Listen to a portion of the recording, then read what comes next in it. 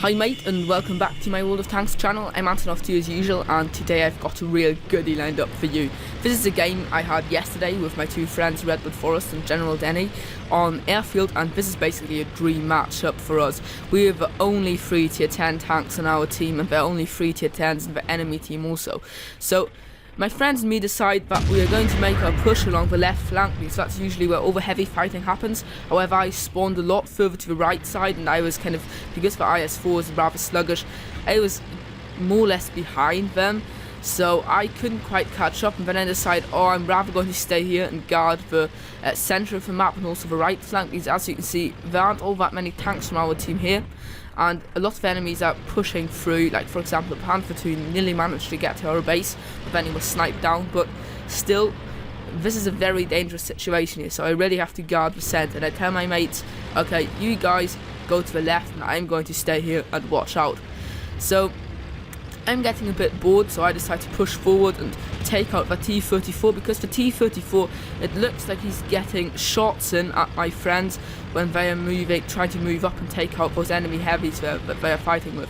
So I decide that if I manage to take out that T-34, only manage to intimidate him so that he doesn't dare to poke and attack my friends, then I'm doing a good job here.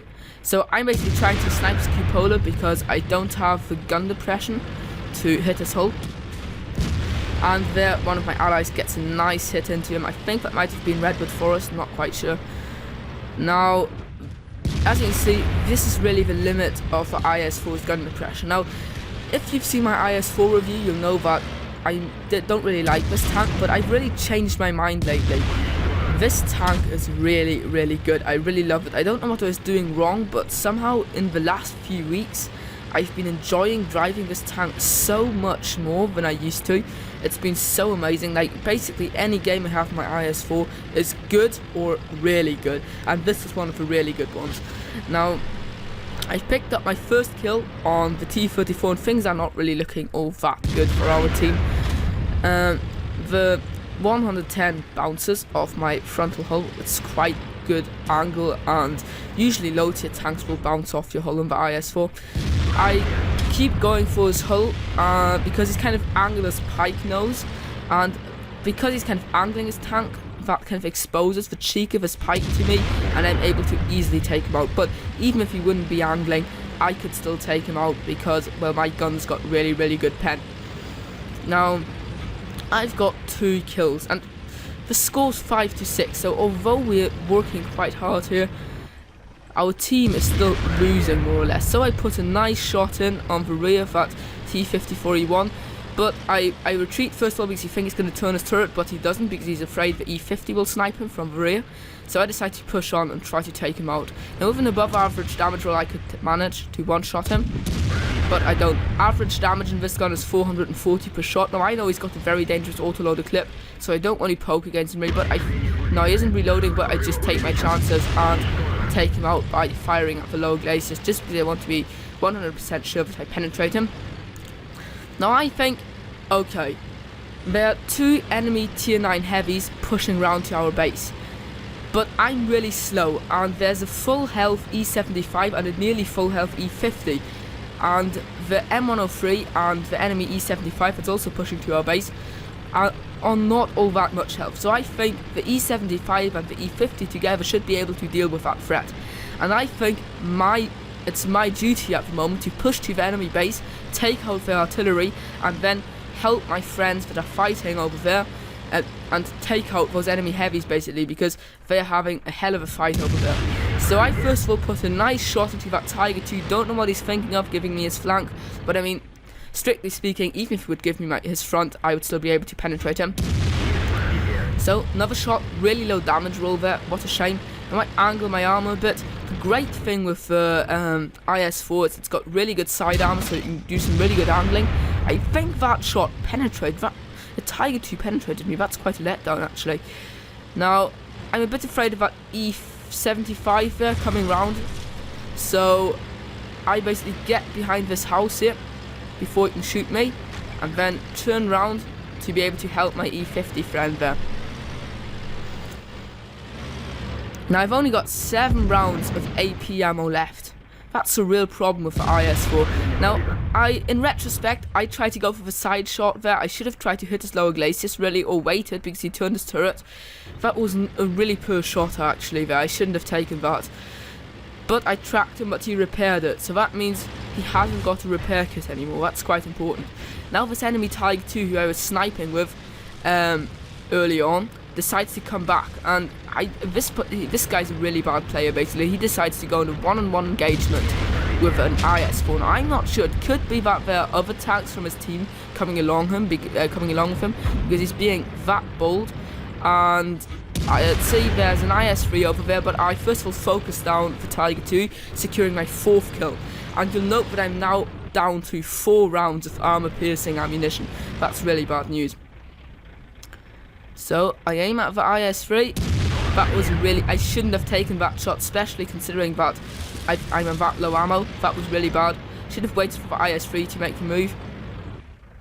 And really, it would have been good to just stay in position and be able to snipe the AMX 5100 when he went over. But I really didn't want to jiggle around because then I would have had to re-aim and wouldn't have hit my shot. Now that WZ-111 is being very sneaky, so I fire one clutch, which doesn't penetrate. I think it hit his turret.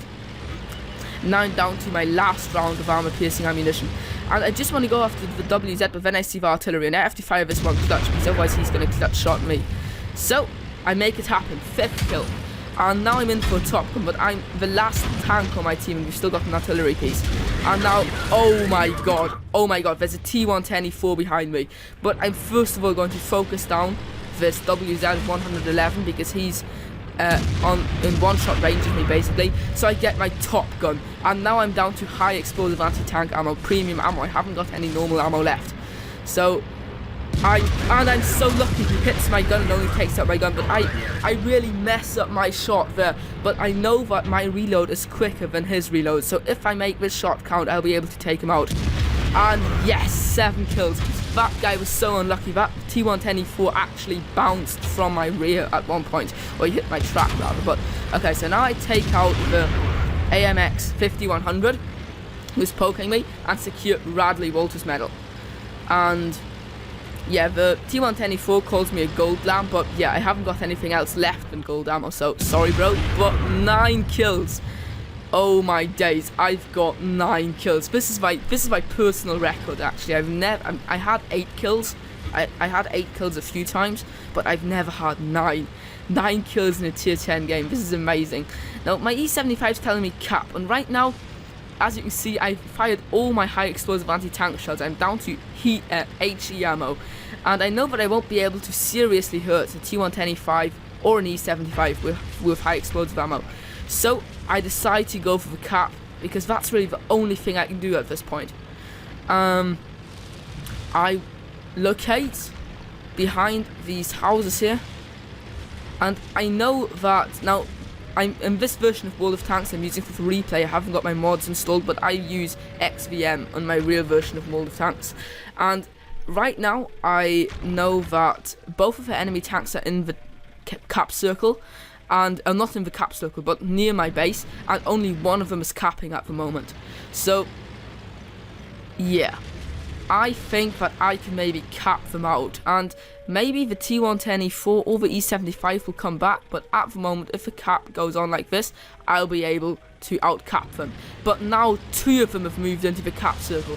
This is seriously bad news. They are both capping, and that means that I cannot out-cap them anymore, but I also haven't got the speed to get them, so I basically know it's over right now. I cannot win. I mean, maybe if I had stayed in the cap, I could have made it a draw, but I mean, even in a draw, yeah, I mean, I can't win. I've got only HE ammo left, and they've capped out now. So yeah, we lost that game, which was a shame, but still 9 kills is absolutely amazing. I was so glad to pick up 9 kills in this game, and yeah, the game ends. So yeah, I don't really see how I could have won this game. Maybe, well, what I was counting on is that they would be greedy for the kill, and at least one of them would come back so that I could maybe out-cap them.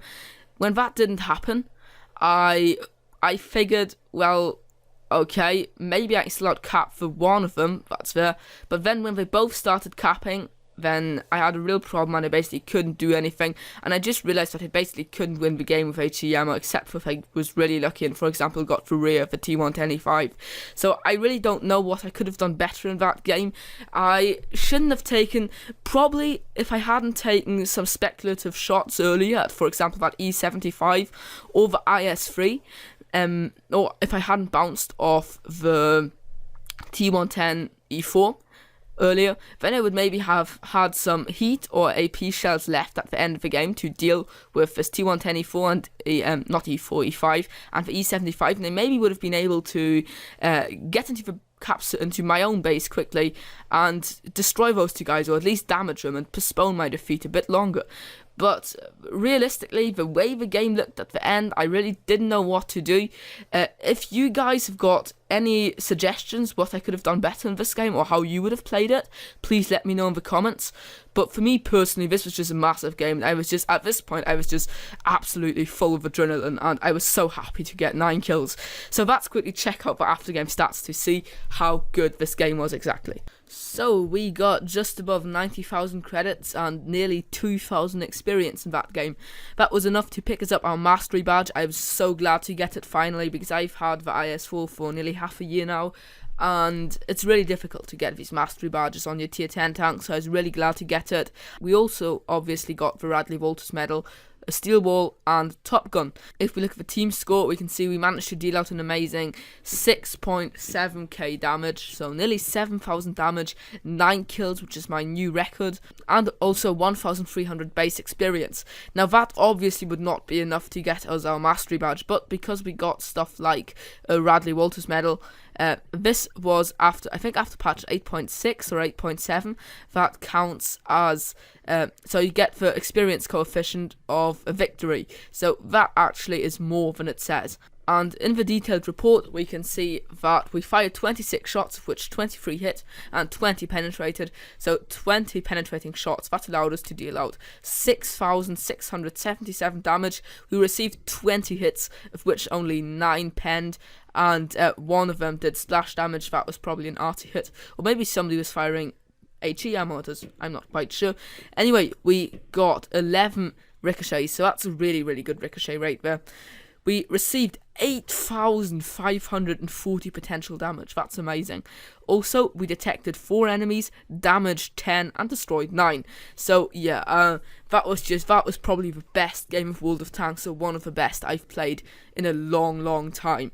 And I hope you enjoyed as much as I did. I was really, really sad that I couldn't pick up a victory in that game, because that would have allowed me to get a pooled medal. But you know, I really don't see what I could have done to win that game with HE ammo left only.